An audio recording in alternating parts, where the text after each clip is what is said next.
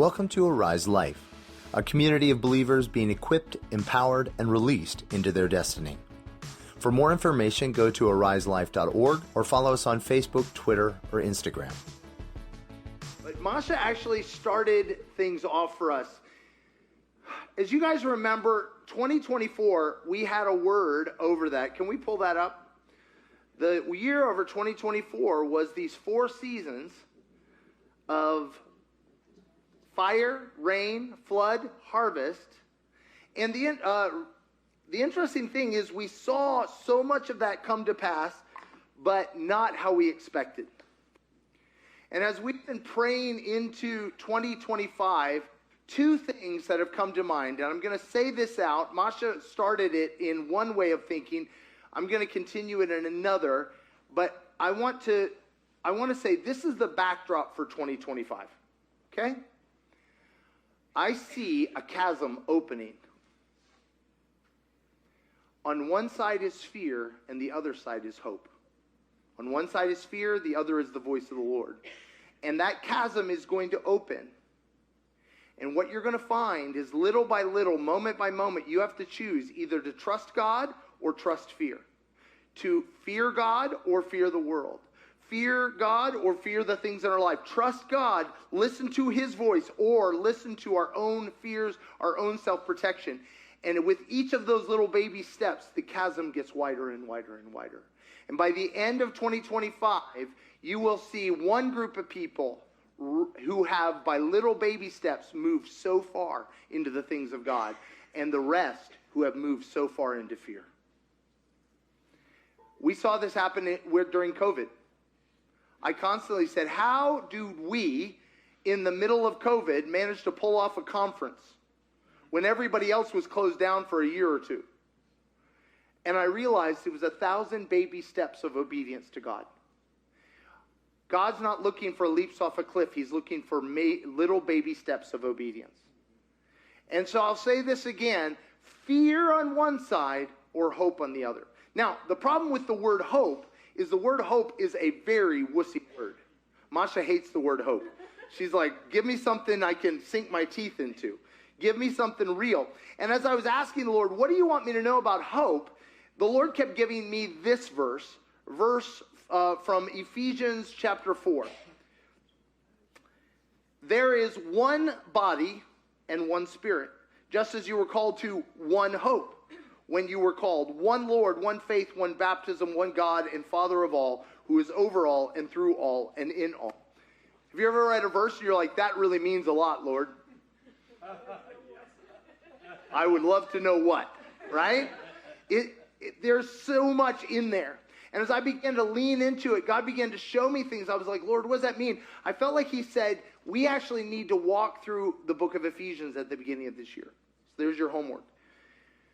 But as I began to say that, the starting point is to understand what is hope. Because he says the point of it is all in hope. Everything else is a subset of that hope. What is that hope? What is that hope? So the problem is, as we said, hope in our language, esperanza, espoir, nadezhda, these are all relatively weak words. They're like, I sure hope we don't die. Anybody, you know what I mean? You know, what's your hope for the new year? Survival, right? That's not what it means. But let me work backwards to it. So let me say this. I think there's a very strong word that we do know, and it's called hopelessness. That has meat to it, doesn't it? Hopelessness. What are some other words for hopelessness? Despair. Ooh, that's a fun one. Gloom. Loneliness. Cynicism. Pointless. Death. Hopelessness. Hopelessness. What's the point? Hopelessness. Where is this going? Hopelessness. Now, here's my question. What causes hopelessness? Disappointment. Appointment. Fear. Wrong mindset.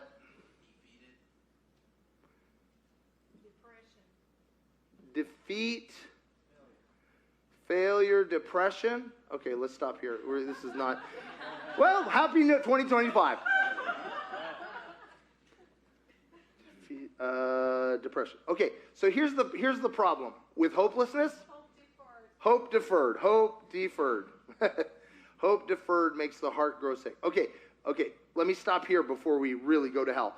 So, okay, hopelessness. All of these things come from. If you look at a thing, is most of these are either are failed expectations or negative expectations. Does that make sense? So here's my question. This is a survey. Everybody has to participate, but you're going to do it with your hands, okay? 0 is nothing. 1 is a little. 2, 3, 5 is the maximum. Does that make sense? We're tracking. This is for posterity. Okay, this is going to be very scientific. First of all, who here, don't vote yet, who here, I'll have you put your hands in a second, who here, your 2024 rolled out exactly the way you expected? That'd be a 5, or 0 is absolutely not at all. Raise your hands. What is our estimation? Exactly as you expected it, or not at all like you expected? Okay, good. Okay, so all right, I'm going to say we're at about a 1.7. That's my official estimation. Okay, so here's my second question. Okay, let me back off from that. Who here, your good hopes happened in 2025? 0 to 5. 2024, yeah. Who here, your good hopes happened in 2024? Because we have negative and positive expectations, right? So who here, you had good hopes that happened in 20... Okay, all right. Okay, well, oh, wow, that's actually better. Okay, all right. I don't know, you're getting encouraged or something. All right, okay. Now here's my question. Who here had unexpected bad things happen in your 2024? Raise your hand. But like how much? 0 to 5. 0 to 5. Wow, okay, 4.2. Who didn't help with you? Who didn't know? Yeah, who are my Buddhists? Right? I desire is the way of suffering. Guys, okay, so the reality is every single one of us had things in us, in our lives, that happened that we were not expecting, that were not good. Right? That is disappointment. And we had things we hoped for that didn't happen. That's disappointment. Now, what do we learn from disappointment? Don't go there. Okay, let me get some hope back here real quick. All right, so what does disappointment teach us? Don't get your hopes up. No, don't get your hopes up. Don't hope. What else? Find another. Give up. Not that way. Try another way. Lowered expectations. Yes. I did something wrong. Me. Bad.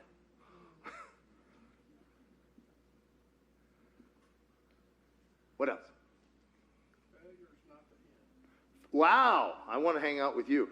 Failure is not the end. Does not equal end. You can't always get what you want. That speaks to me. Can't.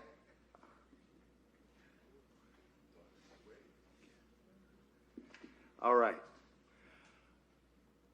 The problem with hope deferred, with disappointment, is it teaches us not to have hope or to modify our hope.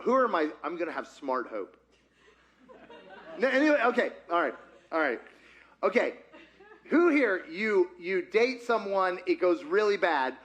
How do you approach the next relationship? Yeah, next relationship? I know when Masha and I met, because my trust had been violated, my understanding, I had a whole bunch of negative expectations coming into our relationship. And I've said this before. 9 months I was with her. And I was thoroughly convinced she was counting my sins against me and waiting to whack me with them. Why? Why do you think that was the case? That was my past experience, right? And so I still remembered one day I said to her, after I had been grumpy to her and just grumped about it for 3 hours. You know, anybody here, you emote really well and hope people pick up on it? And she didn't seem to be getting the picture, but I finally came to my sense and I'm really sorry I did that. She said, what? What did you do? I was like, I said this. She's like, yeah, that's true. I said, yeah, but I said it this way. She said, well, I just listened to what you said. I didn't infer any motive. And I thought, there's something wrong with her. But I like it. Let's keep it that way. Something you need to know about Masha, she infers no motive at all. But what I want to say is I had negative expectation that had been backed up by truth, by facts, but it kept me from seeing the truth that was right in front of me. Hopelessness creates fear, feeds fear. And when I feed fear, I walk further and further from hope. Now,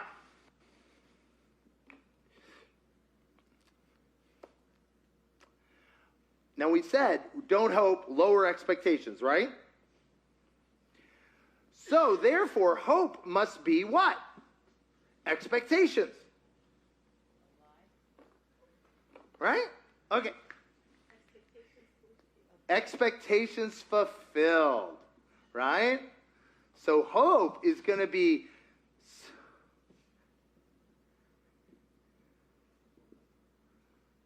fulfilled.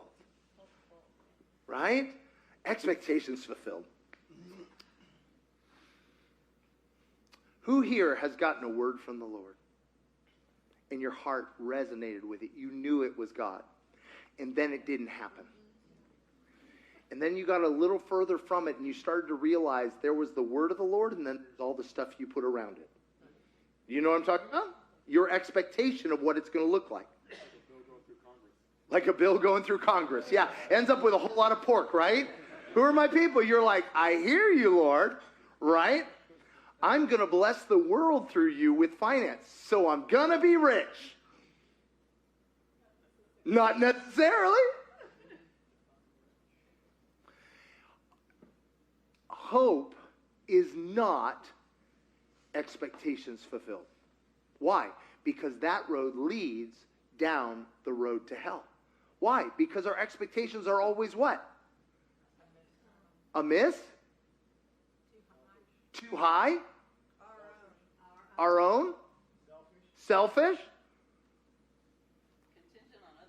Contingent on other people. That's a big one. Have you noticed we live in a world with free-willed individuals? Who here, you figured out the key to getting your needs met is to separate yourself from all those people? Right? To be able to control this situation, and you just quickly vote people off your island so you can have increasing control and a better chance of your expectations being fulfilled. That's not hope. Huh? It's a peaceful island. You know what's also peaceful? A cemetery. There is no trouble in a cemetery. No. See, the hope God wants for us is a hope that involves free-willed individuals. Okay, I don't have a problem with your free will. I have a problem with my own free will. Who are my people? You can tank your own situation all by yourself. Okay, I'll meet by myself afterwards. Wow, there's like two of us. I was like, oh, yeah, no. No, the reality is God's not even impressed with my silliness. God, it says, love always hopes. What does it take to get you out of hope? Not much. Masha speaks for all of us. Not much, right? Why? It's got to be this way, that way, or it's not what God said. Who here, you believe God? Yes, Lord, I am coming. Never mind. Like it only took one thing going wrong and you were done. That's not hope. That is not hope. Hope is not this fragile thing. Hope is not this clinging thing. Hope is not this controlling thing. Hope is not about me. Our hope is in what? The Lord, the maker of heaven and earth. Did you hear that? What? The Lord, the maker of what? All of the above. In other words, the one who has the power, the one who has the authority, the one who has... Our hope is in him. Our hope is not in an outcome. Our hope is not that you will do exactly what I want. The hope is not in a particular thing. My hope is in the Lord. And if my hope is anywhere else, guess what will happen? What do you think will happen? Okay, no. What has happened? Let down. Disappointment. Control, fear, separation, isolation, domination, manipulation. Lowered expectations. He who separates himself seeks his own desires. I will separate myself from you so I can get some measure of control and therefore get some measure of my expectations fulfilled. And any expectation that I had that involves you, well, sayonara. Right? Lowering expectations. That is not hope. Our hope is in the Lord. Now, I dug into this because Masha kept pushing back against me at this word hope because she's like, I don't like that word. And so I dug into it, and the reality is we don't have a good word for hope in the English language. I mean, even when Princess Leia goes, "You're our only hope," she's really going, "Please, Obi-Wan, come through for us," right? Our hope is in the Lord. I have a question. Is the Lord faithful? Yes. That's what we were just singing about. But him being faithful doesn't mean he does what we want. Masha says that's not good.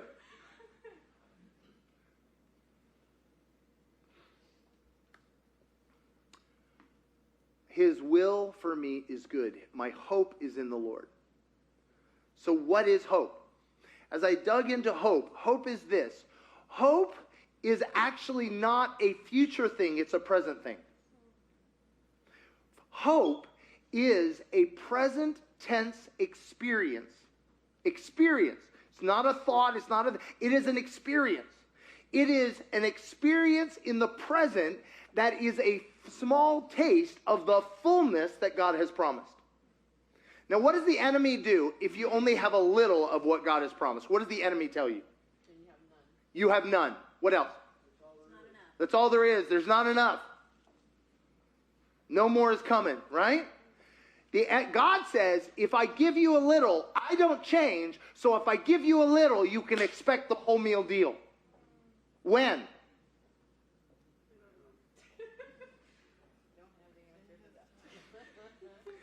But my need to control, my need to determine when, actually is what slows the process down. My need to isolate slows the process down.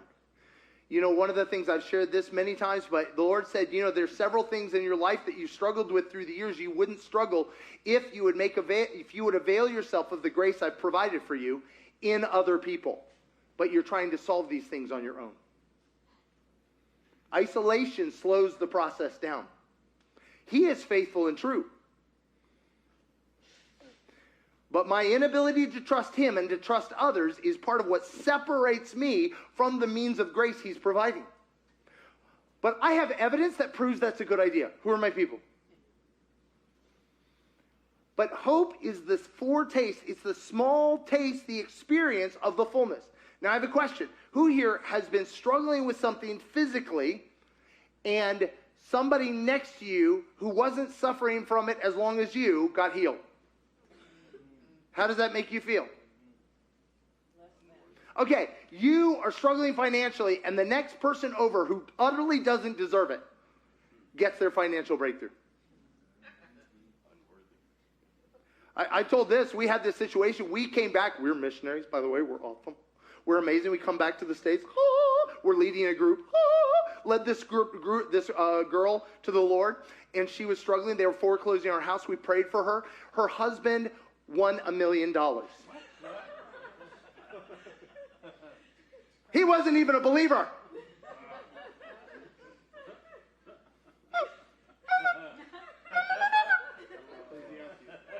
So, I'm just going to be real. I chose to celebrate with her and explain to the Lord, we're next.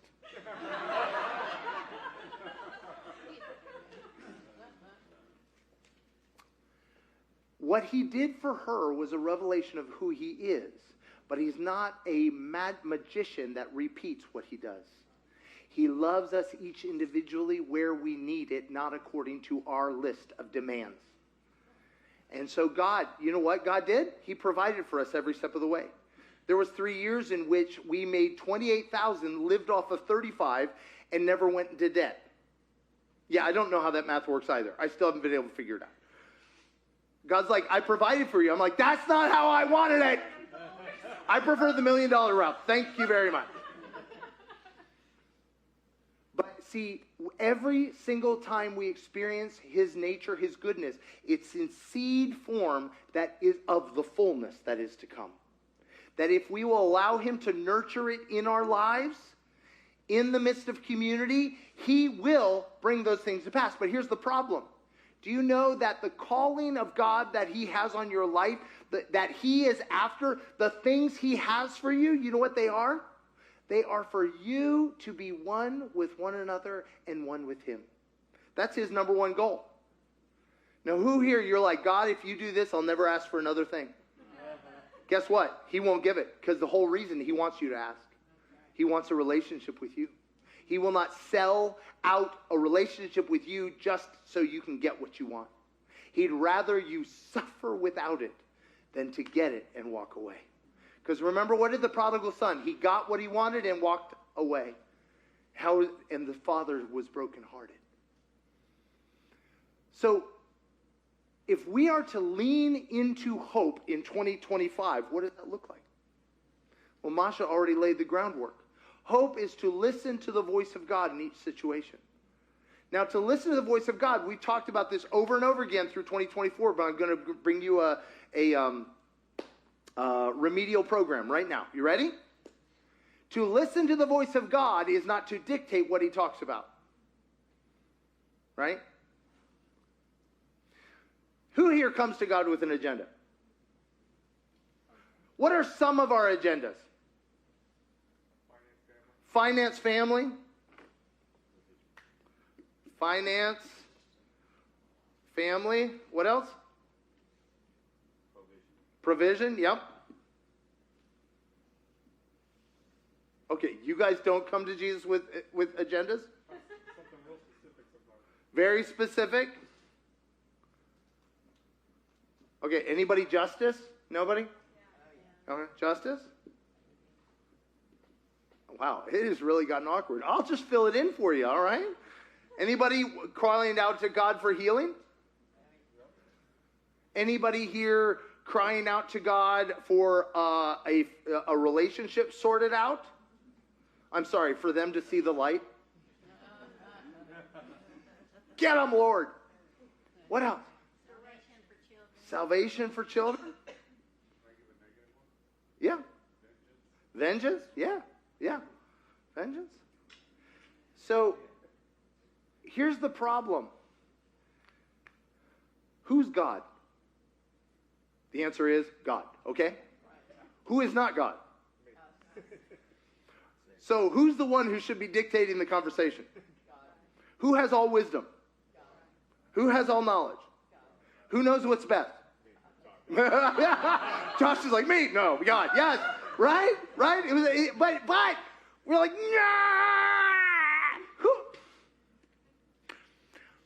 I imagine myself wise. I imagine myself mature. And then every once in a while, God plays back the tapes to me of my own voice towards him. No, nobody? Nobody? Wailing, moaning, complaining? Why don't you love me? If you do what I want, I would trust you.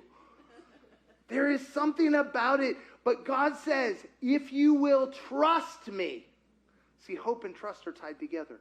If you will trust me and lay down that trust that he says, don't go babbling on like the pagans do when you pray. Why? Because your Father already knows what you need.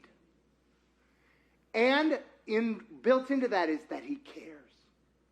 He cares. He cares for our needs. And he provides for them according to his riches and glory, which are pretty rich. And he says, I will provide for you, but I need you to trust me.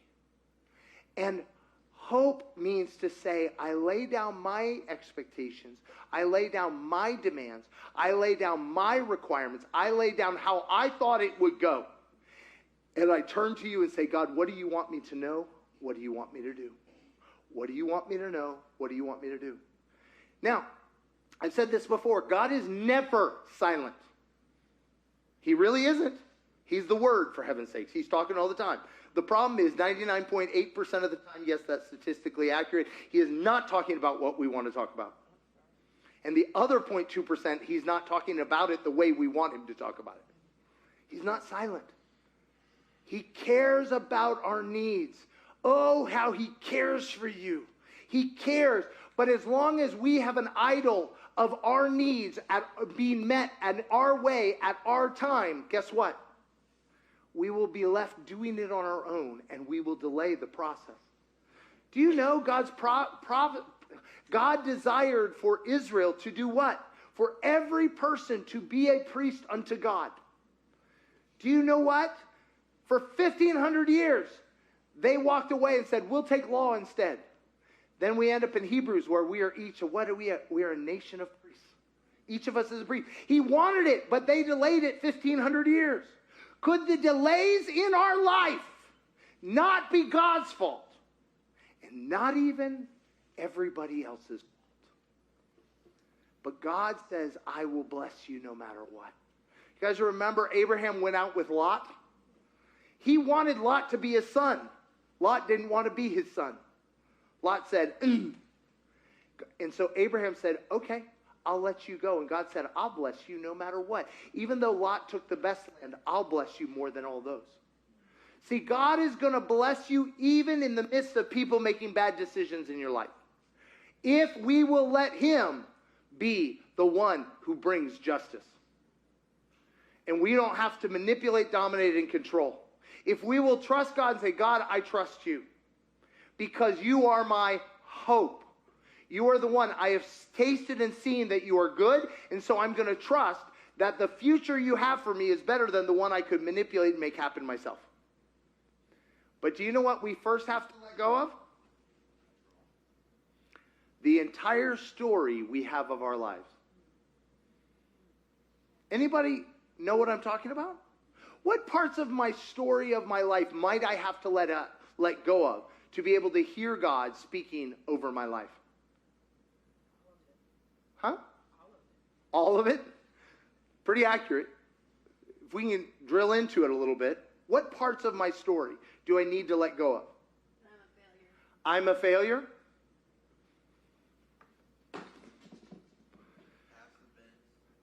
Yep. Not good enough. God wasn't there.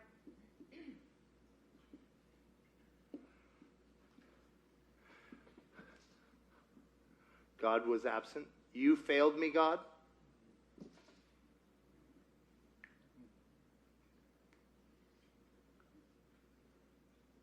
The ship sailed and I missed it.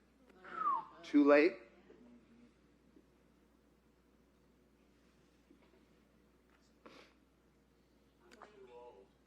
Blame. Yeah, I'm a victim of the circumstance. Well, I heard something over here. Well, I said I'm too old. The same thing. Too old. Yep. Come on. God is too busy with people he loves more than Woo! Don't love me. Let's just say that. Let's just call it. Don't love me. Mm-hmm. And I might even think he's right in doing that. There are better people he should spend his time I'll give you a little story in my own life. As many of you know, I was married before, and it started by me going, God, is she the one? Is she the one, or is she the one? Anybody ever ask God a question like that? God's like, A, B, or C? Do I get a D? Do I buy a vowel? What are we doing here? And it went south, as things do. And on the back end of it, I said, God, you failed me. Right? Because God failed me. No. Well, about a year in, she failed me.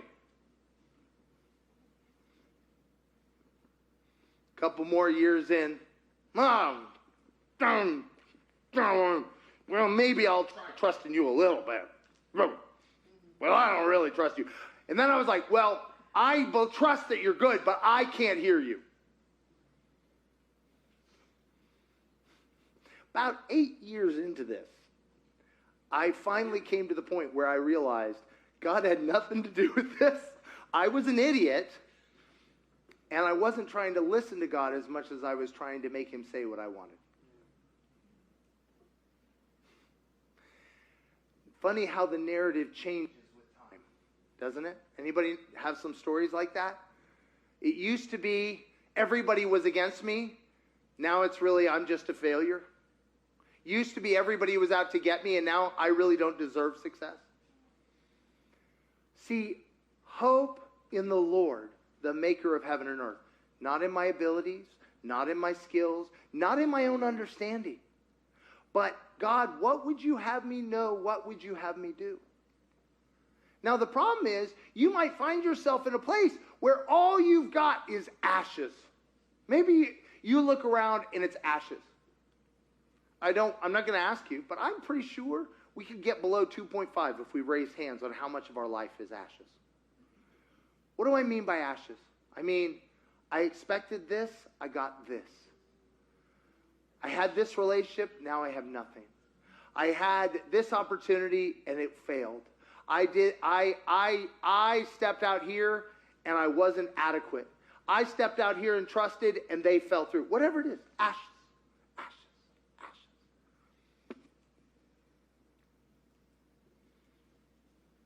What does he say he gives for ashes? Do you guys remember? Beauty and the oil of gladness for ashes, for despair. He gives beauty and the oil of gladness. Do you know what that sense is? I always hear the line from Aladdin. New lamps for old. Here, give me your ashes. Let me give you the oil of gladness. Well, that doesn't deal with, I want to hold on to my ashes because I want to hold on to my story. My story matters. My pain matters. What has been done to me matters. Where I failed matters. God said, will you let me rewrite your story? Will you let me, give me your ashes? And let me give you the oil of gladness. I don't deserve gladness. They don't. If I'm glad, then act like none of it never happened. Let me give you beauty for despair. He makes all things beautiful in his time. You know where it says his mercies are new every morning? Do you know where that verse is? In the middle of the saddest book in the Bible, Lamentations, where Jeremiah has prophesied his whole life. If you guys don't turn, we will be destroyed. If you don't come back to God, you will be destroyed. And there he's standing in the ashes of Jerusalem, utterly destroyed by their own arrogance, sinful wickedness, and injustice. And he's standing in there weeping in his lamentations. And he says, but his mercies are new every morning. There is no story you are in that is too far gone that God can't rewrite it. There's no story that's so good, but only if we will give him the entire script. But who of us is holding back a little bit? You know, for safety's sake. Right? Holding back a bit of control. Control of my finances, control of my relational equity, control of my story. Some of us are afraid to let God look at our story because we're afraid he's going to find out what a schmuck we are, what a failure we are, how horribly we screwed it up. We're afraid he's going to judge us. But until you let God speak truth over your story, you can't ever get free of it to receive the oil of gladness, to receive beauty for ashes. Until you let go of too late, can he make it happen now? Well, all that stuff can't happen. God's like, I'm a creative God. Don't get in my way. Who here? You're like, it's too late for that, right? It's justified thinking. God's like, it's not too late for me to still fulfill the desire I put in your heart from the beginning, if you'll let me determine how that desire gets fulfilled. See, hope is that little tiny green sprout. Remember it said, up from the stump of Jesse, where David's line was cut down, out of it will grow a tender shoot. That's it. That's it. That's the hope of the world, is a little tender shoot. God with skin on coming up, a little baby. That's it. That's the hope of the world. Yeah. That's enough to destroy hell. That's enough to rewrite history. That is enough to heal a leper. That is enough to set the captive free. Yeah. Yeah. That. Don't despise the days of small beginnings. But rather, hope is taking the little he's doing and not stumbling over the big that we've got of evidence that he's not trustworthy. Evidence of our story. And saying, God, I give you my story. I give you the effects. I give you the evidence. And I say, God, not my will, but yours be done. I'm going to choose to honor and value and worship you for that little tiny bit of hope. And trust you to grow that into the fullness. Remember, what did he say the kingdom of God is like? A mustard seed. A mustard seed. It's like a little piece of dust. And yet it grows up into this huge thing. That is what he's saying. He says, if you'll trust me with this little bit and not stumble over the big bits, I will grow this in 2025. But I'm going to tell you, and I say this with trepidation, is the line is being drawn in 2025. And I don't mean that, I mean that as opposed to other times. It is being drawn. And at the end of this year, there will be two groups of people. There will be people who have stepped into hope, stepped into walking with him in trust, fearing God. And there will be people who have feared ever increasing more, become more and more slaves of their own fears, of their own things, of their own stuff, of their own stories. And there is a dividing line happening. I'm not saying any one thing. It's going to be 1,000 little things on a global level, a national level, a state level, a city level, family level, a life level. There will be 1,000 little things where you and I will have to make a decision to either value the hope, listen to the voice, and value the little hope, or stumble over the whole story.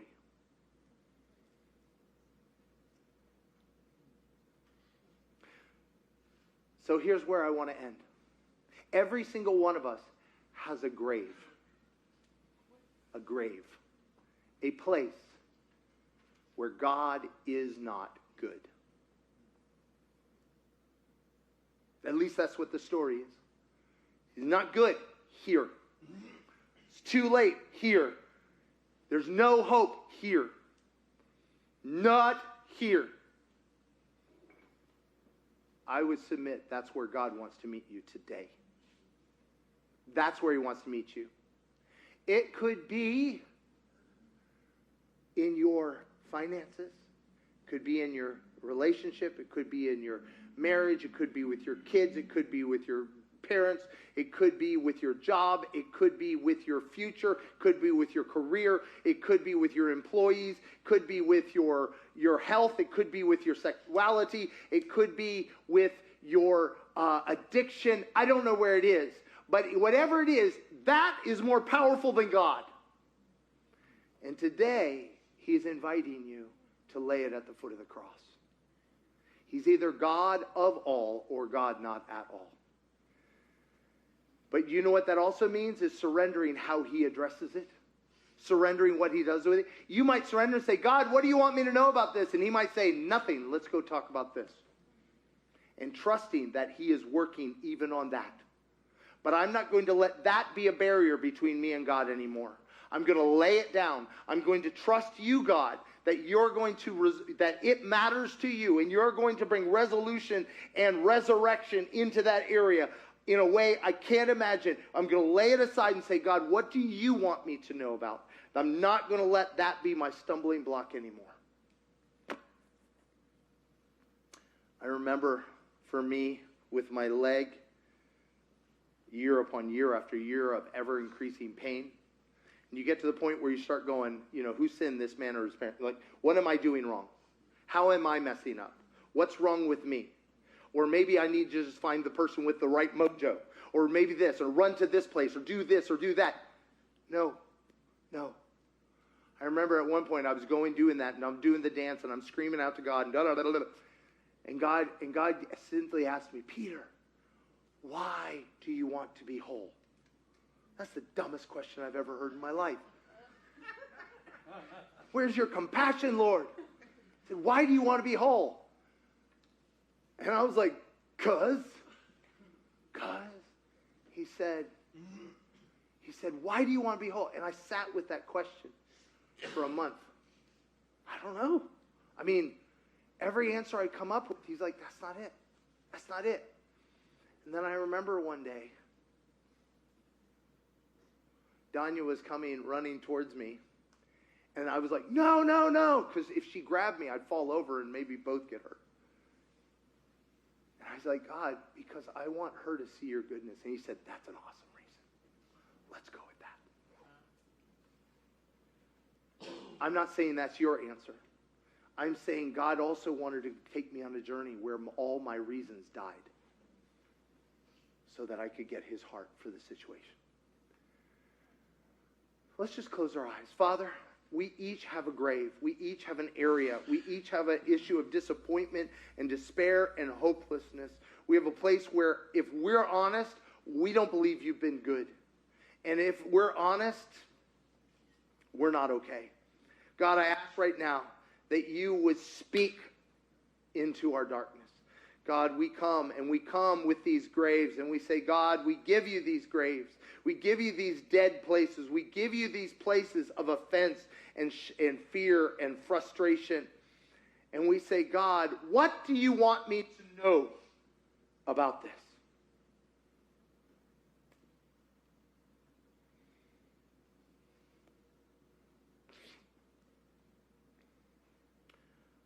God, we lay it down at the foot of the cross. And if you're not talking about it, we will say, God, I give this to you. And God, what do you want me to know? What do you want to talk to me about? What area of my life is on your heart? And I'm not going to let the dead places dictate my relationship with you anymore. But I'm going to instead choose to trust you to be my hope in 2025. If we could have the worship team come up. I feel like one of the things that's been happening for a lot of us in the middle of it is a lot of us, we have an escape plan already prepared. It's how we get out of the pain or save ourselves or protect ourselves. And I feel like for many of us, he's saying, will you surrender that escape plan? Will you surrender that plan whereby you protect yourself? Will you surrender it? Because I am your hope. I am your hope. If we could stand. Father, as we come to you today, God, we have not known you as we want to know you. We have not known you as good in these places of darkness, these places of pain, these places of disappointment and despair. We have not known you as you are, but we want to know you. So God, we give you 2025, and we declare in it, you are our hope.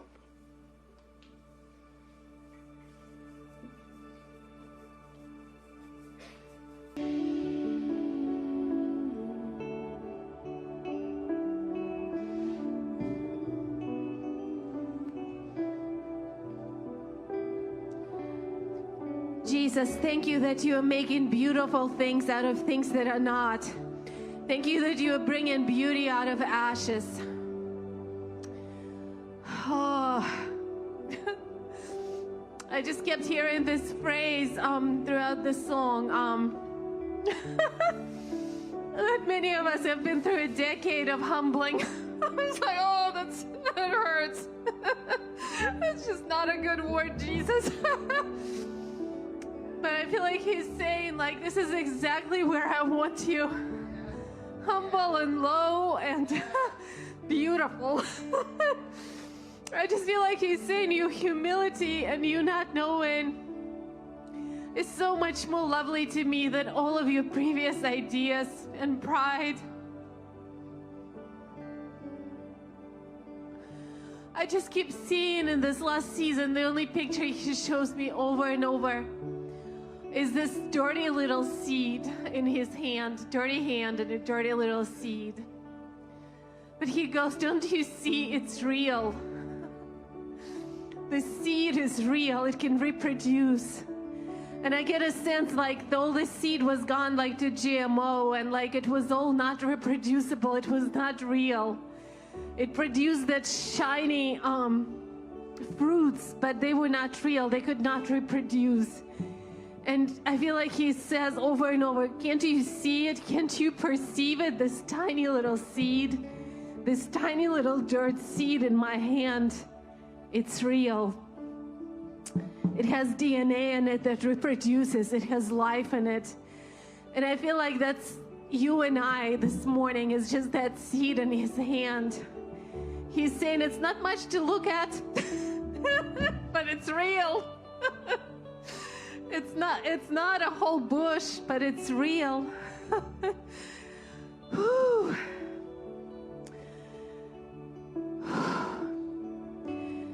So if you can just with me right now, just look at that seed in the hand of the Lord and just say thank you. Thank you for humbling me. Thank you for the crushing. Thank you for the pressing. Thank you that all of my old ideas don't work anymore. Thank you that you have me exactly where you want me, in the palm of your hand.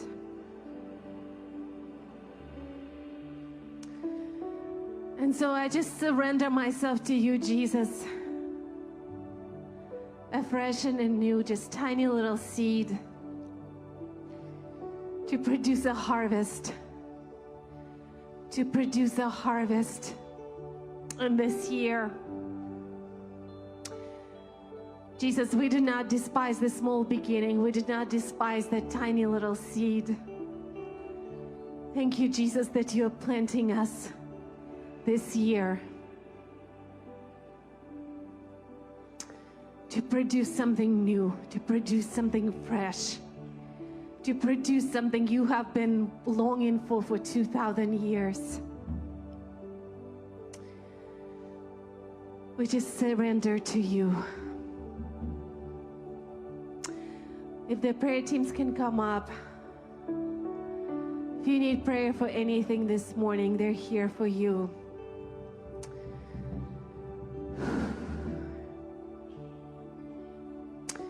But I just want to encourage all of us this morning as we go home, as we go wherever we're going, to just journal or to process with someone just what the Lord showed you this morning.